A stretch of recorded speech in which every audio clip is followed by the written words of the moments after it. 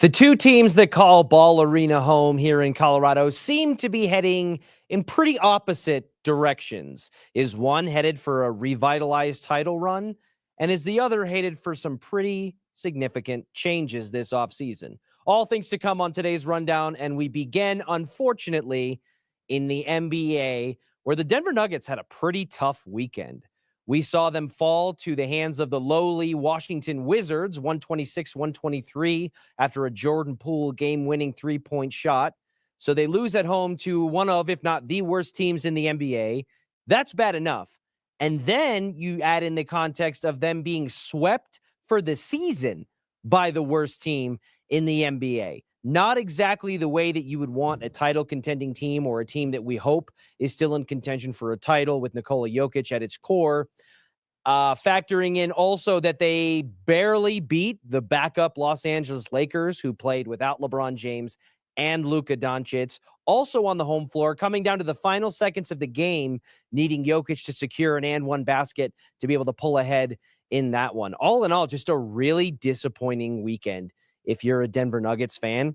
And I got to be honest with you, it's giving me some major red flags and concerns to be raised. I want to hear your thoughts on it as well, so please feel free to chime in the comments, as you all often do, because I got to be honest with you, I don't know that this Nuggets team has it. I just don't think that this team, based on what we've seen with their inconsistency on offense, with shooters around Nikola Jokic, and their failure to, and sometimes bordering on unwillingness to play competitive hustle defense, makes me feel that they just don't have the makeup of a genuine NBA Finals contender this season. And that's scary, because if we get to this offseason and they get bounced in the second round like they did last season against Minnesota, who, by the way, came and thumped them again, and we talked about that last week when it happened. The Nuggets, you can say on paper, hey, they've won 5 of their last 9. They're 500, 4-4 in their last 8 games. But some of the losses, man, it's tough. And if we get to this offseason and they get bounced in the second round, or God forbid they have a first round exit, I genuinely think it's time to start talking about serious potential changes and shakeups, the likes of which we haven't seen with this team during the Nikola Jokic era. Because the shakeups we've seen during that time, outside of the departure of Gary Harris, which came in part to bring in a core piece like Aaron Gordon, haven't been significant. But if that's the end result of this season or this postseason, I think everything is on the table. I think it's not unrealistic to see a world where Calvin Booth is removed of his duties as general manager up in the front office. Michael Malone could become the latest in somewhat of a trend of NBA championship head coaches who get fired or are dismissed from their teams about 3 years or so after winning a title, joining the likes of the Toronto Raptors, the Milwaukee Bucks, and et cetera, who all did that with their coaches after winning a title. And then you look at the core pieces of the players themselves.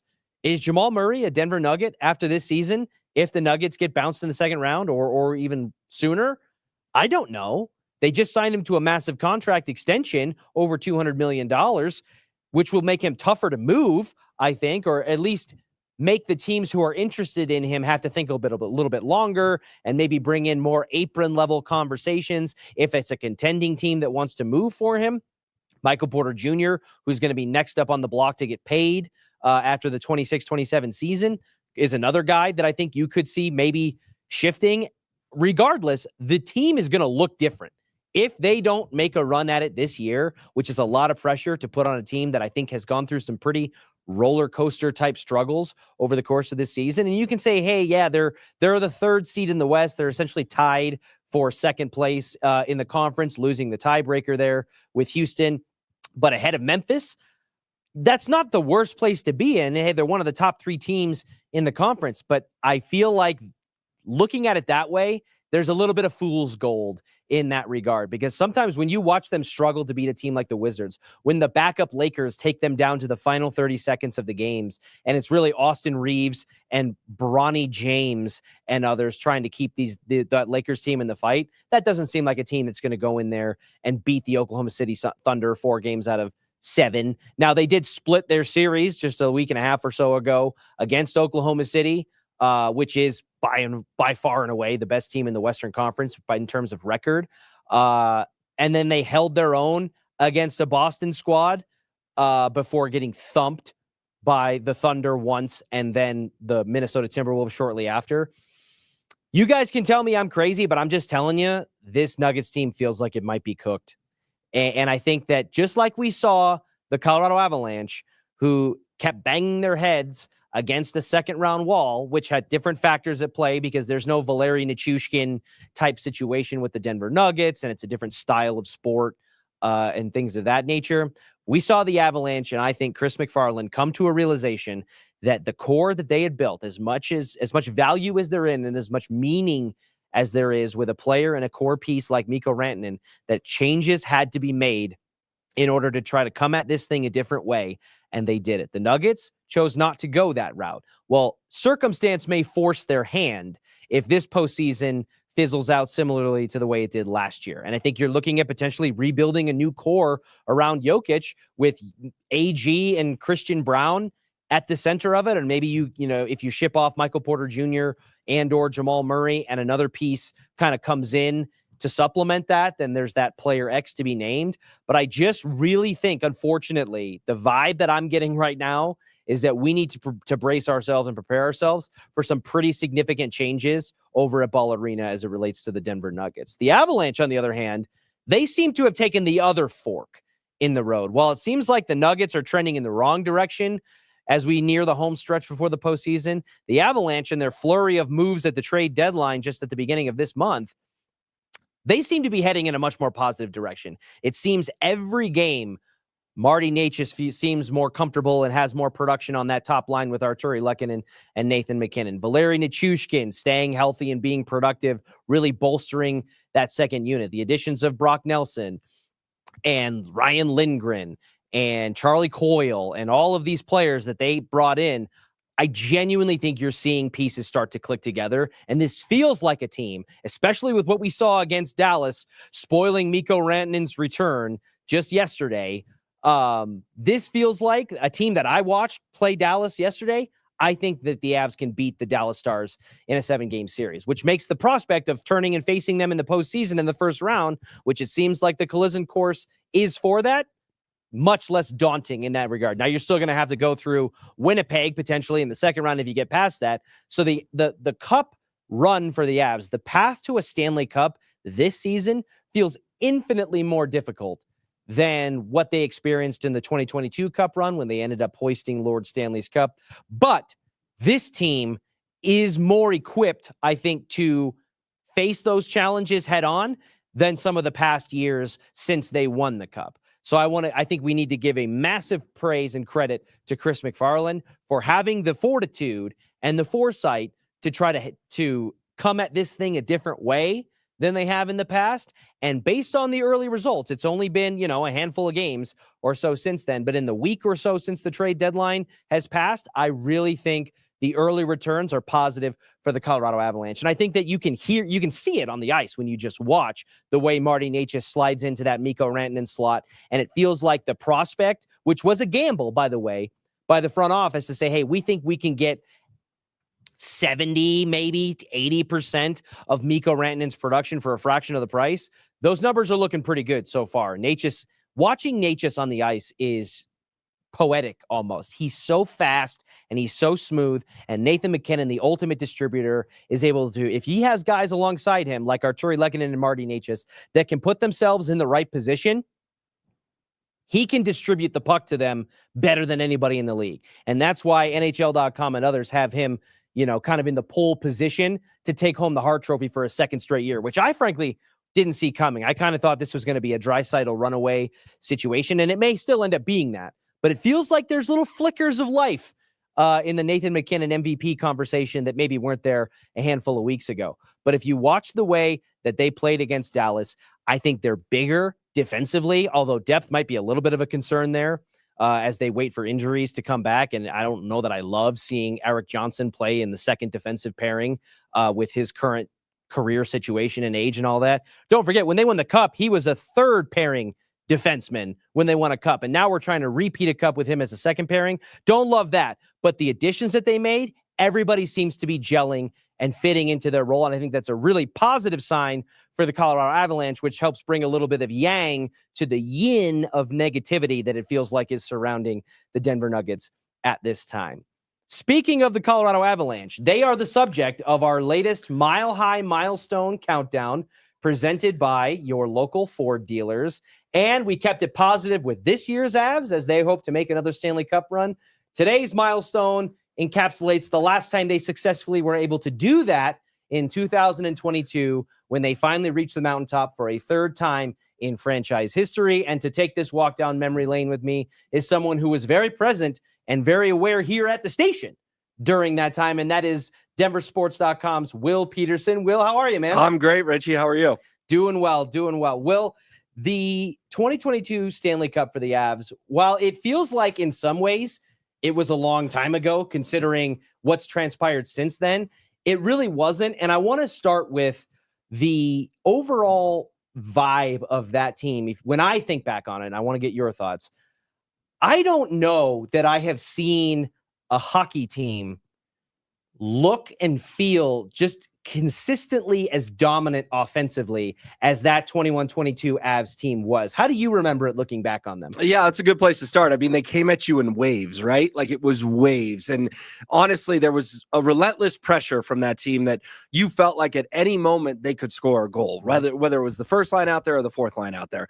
They were utterly dominant. And that transpired in a sense where they went 16-4 in the playoffs, never played a game 7. The most pressure that team ever felt was game 6 in St. Louis, and they pulled it out. I understand game 6 in Tampa was pressure filled as well because you didn't want to come back here. But I mean, I'm on the record. I think the Blues were more challenging that year than the Lightning were in the Stanley Cup final. So yeah, I like that, Richie. I mean, the Nashville series, the Edmonton series, they scored like 6 goals a game. Like, you know, if you were at Ball Arena, you were waving your pom-pom seemingly twice a period. They were unreal. It was a special team. It was time for that team to break through, and they did it, and they left no doubts that they were the best team in the NHL that year. Yeah, I was fortunate enough to be able to go to a home game at Ball Arena in every round of that series, That's awesome. Including the Stanley Cup final. So this title run will always hold a special place in my heart, being able to see that and getting swept up into all of it. But you're right. When you're talking about the way that they controlled the pace and the flow of the games, it felt like with the offensive firepower that they had, with a healthy Gabe Landeskog for a good portion of the season, Nathan McKinnon. Healthy in quotes, but he battled back for 20 games in the playoffs. Yeah. So, but I'm talking from the start of that season on, not just the cup run itself. Remember, he got surgery in March and missed all that time to end the regular season and then came back for those 20 games. It felt like you couldn't come up for air against them. They kept the puck in the offensive zone, just cycle after cycle after cycle. And I remember thinking at so many points during that season, being an opposing goaltender against the 2021-2022 Colorado Avalanche had to be terrifying because it's already stressful enough to handle that stuff, but it wasn't just the fact that offensively they were that good. The storyline the whole year long, as it has been for the majority of the time that the Colorado Avalanche have been in existence post Patrick Waugh, was about the goaltending. And it was, can the combination of Darcy Kemper and Pavel Francouz, can this tandem, because we knew neither one of them singularly was going to be good enough to do it from the start of the season to the end of a cup run, but can this tandem together find a way to be just good enough? Remember, and you were talking about that with this year's team. Can we just find a pairing that's good enough, or a goalie that's good enough with the pieces they have around him? Well, these guys were, and it kind of feels weird to say on a championship team, but they might be the worst goaltending duo by save percentage and by name on a cup champion ever. Yeah, I think that's fair because we always think of the hot goalie wins the Stanley Cup, right? And that wasn't the case. I mean, they won a game against the Oilers 8-6. I was at that game. In that playoff run. You'll remember, too, Darcy Kemper got poked in the eye. Yes. In a very scary incident. But then Pavel Francouz came in. Was he spectacular? No. But did he keep the ship afloat? Yes. And you're right. It felt like, who's it going to be tonight? Kemper, Francouz. How's Darcy's eye? This and that. And then I did feel good in the end that Darcy Kemper came back and played against Tampa because he was the better of the two goalie. Yes. And I even remember after game 5, there was some chatter when they lost to the Lightning at Ball Arena. Should they go back to Frankie? What happened in game 6 down in Tampa? Darcy held the Lightning to 1 goal and they won 2-1 to win the Stanley Cup. So it was a fitting ending, but you're right. the first 2 cups, Sakic, Forsberg, but Patrick Waugh. The third cup, goaltending is pretty low on the list, if not at the bottom of the reason they did win that championship. Yeah, I couldn't believe it. The way that it all played out too, and you had just the run up to it, like you said, they tore through Nashville like tissue paper. And then they get to the second round against St. Louis, and that had been the wall. The second round boogeyman. The second round boogeyman, whether it was Dallas or Vegas or San Jose. And it was like, and it wasn't just that they lost the series. There were just moments in each of those series that almost was like the Avalanche equivalent of Nug Life. Like, it was like you have the weird change against San Jose, and we're getting into the placement of the bench door, to allow guys to get off and on. Vegas, they steamroll through the beginning of the series, and then Vegas comes back from like a 2 or 3 goal. They were down like 3 goals, and they come back and win the game and never looked back. In that series, it just felt that like was the infamous Nathan McKinnon I haven't won bleep press conference too. Yes, after the Vegas series, and it just felt like that second round boogeyman. And then was it game 5 of that series that Nathan McKinnon goes coast to coast and scores a goal with 2.5 seconds left or whatever it was, and they end up finding a way to lose that game. Yeah, and it's just wasn't quite 2.5 seconds, but it was a couple minutes. Ball arena explodes. We go, oh my gosh, we're finally going to get out of the second round. St. Louis ties it, wins it in overtime, and then they go back to St. Louis, which, Richie, we could sit here for an hour. Nazem Kadri's getting the racist threats from the Blues fans, security, the death threats. Binnington's throwing water bottles at him. And what happens? You're tied in the waning seconds of game 6, and Darren Helm, of all people, finds the back of the net with like 7 seconds left. And it's like, oh my gosh, they're actually going to go to the Western Conference Final. And it was that night I knew they were going to win the Stanley Cup. Once they finally kind of exercised the second round demons, it's like, oh, they're going to win the Cup. And what'd they do? They went 8-2 the rest of the way and cruised to the 3rd championship in franchise history. You touched on the game winner there, and Darren Helm, names like Darren Helm and Nico Sturm and guys like that, those were trade deadline moves by the front office. And when you look back, if you look down the list of players that they acquired at the deadline, almost all of them had meaningful goals, in some cases game-winning goals, in the Stanley Cup playoffs and in the Stanley Cup final series. Arturi Lehkonen was the biggest one. Was the biggest one. Yeah. So if we fast forward ahead to this year's team, I think that I don't have the exact numbers in front of me, but it feels like this iteration of the Colorado Avalanche with Chris McFarland was as active at the trade deadline as any team since they won the Cup.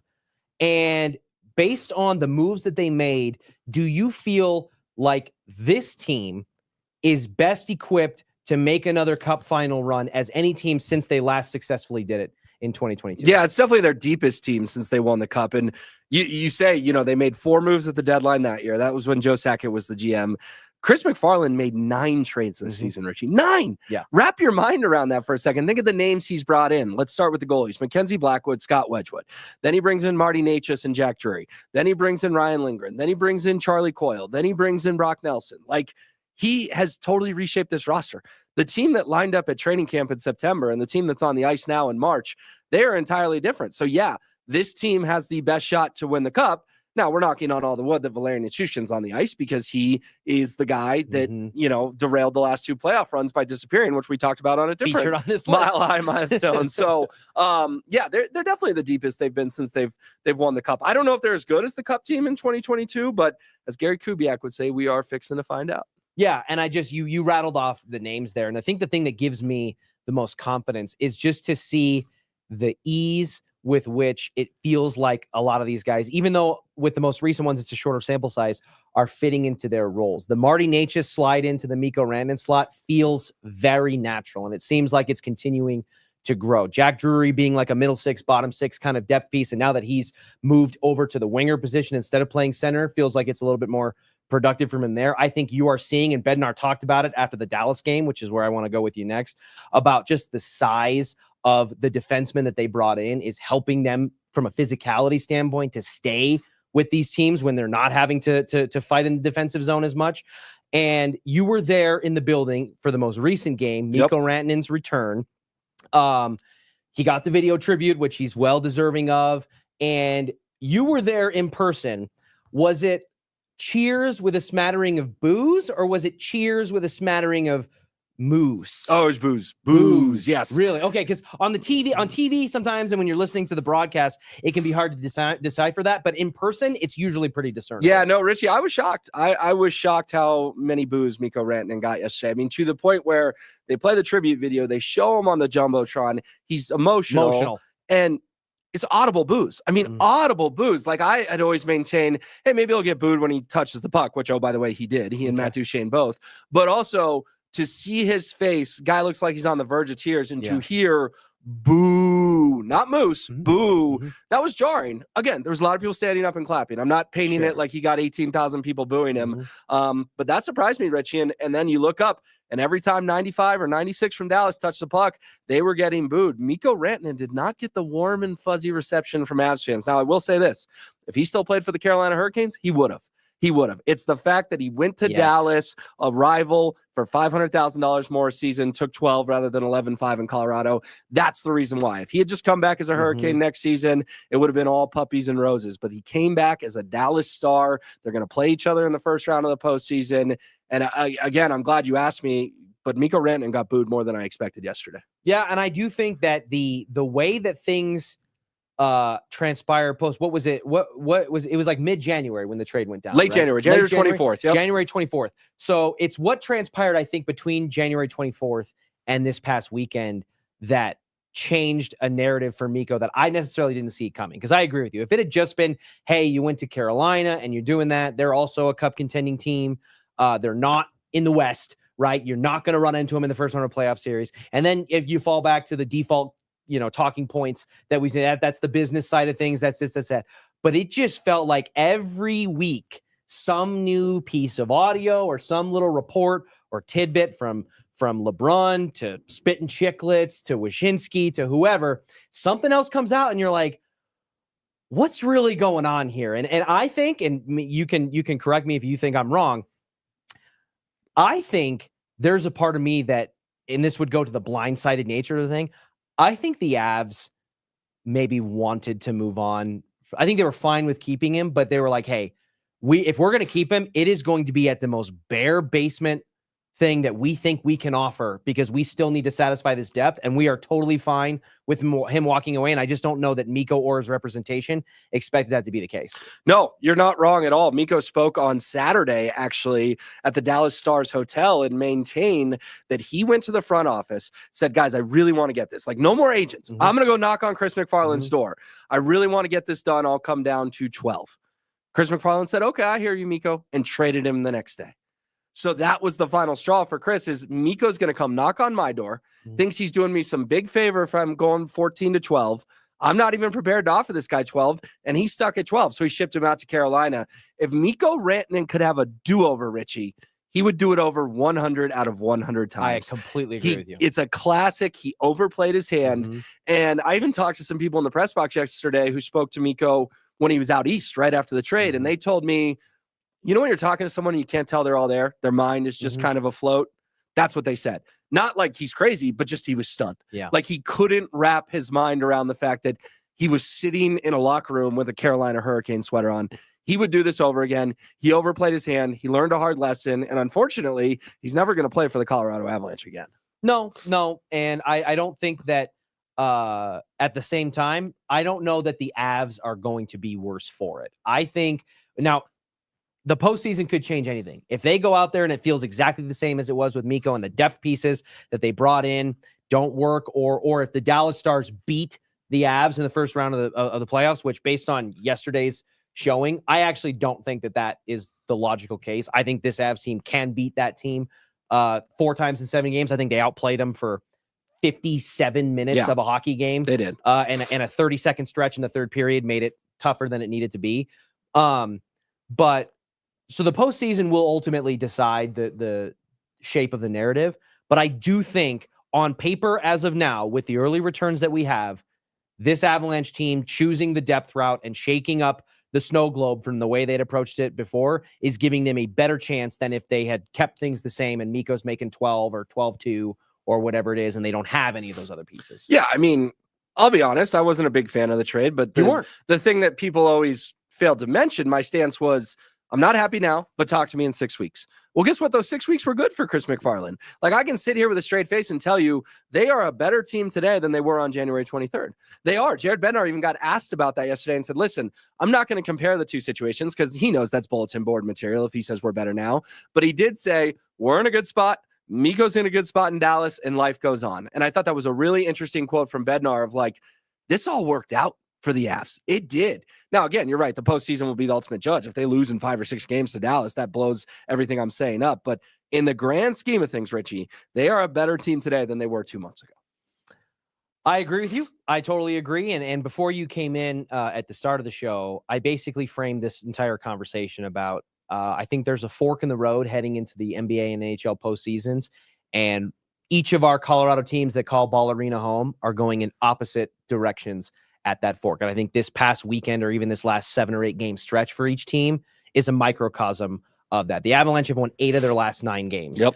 The Nuggets have won, they're 4-4 in their last 8. They won 5 of their last 9. But this past weekend, having it come down to the final 20 seconds of a game to beat Austin Reeves and the backup LA Lakers with Bronny James getting significant minutes and then getting losing to the Washington Wizards, who are one of the worst teams in the NBA, to complete a season sweep by one of the worst teams in the NBA.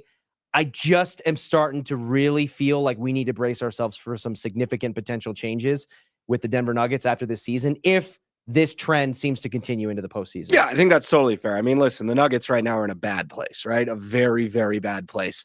They almost lost 3 in a row at home. And right, you're right. They got bailed out against the Lakers because LeBron and Luka didn't play, and they still almost lost.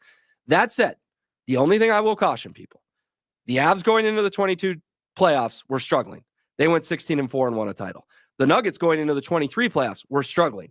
They went 16-4 and won a title. We have to learn our lesson just a little bit that March doesn't always indicate what happens in April, May, and June. I'm not predicting a Nuggets championship. Nope, you're right. I think they probably lose in the first round if it's a bad matchup. That said, I'm going to remind myself, people were panicked about the Avs in 22. They were panicked about the Nuggets in 23, and they threw us 2 parades. So until the postseason comes, I'm not going to make grand declarations. Again, all the evidence is pointing that way, and I hear what you're saying, but I just want to remind people that they did have struggles late in the regular season in both those title years. They did. And if you're talking about the Nuggets with their first-round matchup, the last 8 to 10 days or so is going to give us a pretty good indication because there's a pretty good chance, just like the Avs are on a collision course with Dallas, and I think this game yesterday gave us a lot of positive thoughts about what that might look like. Now, you still probably have to get through Winnipeg. You know, I think the road to a Stanley Cup final this year is a lot harder potentially than what they went through in 2022 with the way things are seeding out. But for the Nuggets, there's a pretty good likelihood based on the fact that they're flirting with that 2 seed, 3 seed mark that they're going to play the Minnesota Timberwolves, who seem to clearly be in their heads. There's something mental there that goes beyond basketball as it relates to the way Minnesota just bullies them every time. Or if the seeding shakes out a different way, it could easily be the Golden State Warriors, who they will see tonight and who are going on a tear post-trade deadline with Jimmy Butler. So I think if you're looking at, I know March basketball, I agree with you that it's not as important. You know, it's not the end-all, be-all, and we'll have to wait and see because both teams were struggling in this point of the season when they last raised banners. But I do feel like as the appearances and the instances start to compound, when it's not just Minnesota, but it's sneaking by the Lakers, getting bailed out, it's losing to the Wizards, you know, and they did split with Oklahoma City. But you add all that up, and if they go out there and lay a dud against Golden State, it really just is, I'm just starting to get that itchy feeling, and I don't like it. No, I agree. And I think the reality is, and I was on with Dan Jacobs on 104.3 The Fan on Sunday, and I told him that everyone's in trouble. Everyone but Nikola Jokic is in trouble. Calvin Booth, Michael Malone, Jamal Murray, Michael Porter Jr., Aaron Gordon, like everyone is in trouble if the Nuggets flame out in the first round this year. And remember, Josh Kroenke fired George Karl after he won Coach of the Year in 2013. They will blow this thing to smithereens if they lose in the first round. Yep. Well, hopefully, here's hoping that's not the case, because I think that we have been and still are very fortunate and blessed to be able to say that guys like Nikola Jokic, guys like Nathan McKinnon call the city of Denver their home, the state of Colorado, where they are going to have the most productive years of their career.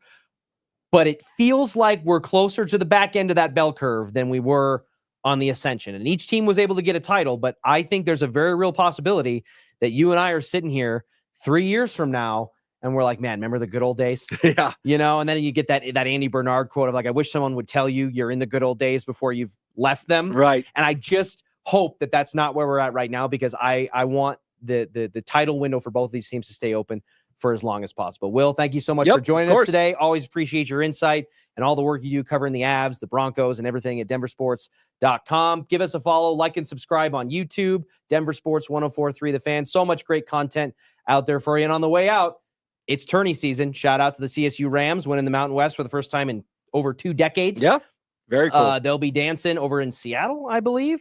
So Selection Sunday is past us. It's time to fill out your bracket. And if you're going to do it, why not give yourself a chance to win $5,000 with our Denver Sports 5K Bracket Challenge? If you have the best bracket in the land, you can set yourself up for a $5,000 payday. Go to DenverSports.com/bracket. Registration closes before the start of the first game on Thursday. Thank you all so much for joining me. For Will, for Richie, for Trey behind the glass. We'll catch you all at the same time, same place tomorrow. I do what I love what I do. Second nature to put in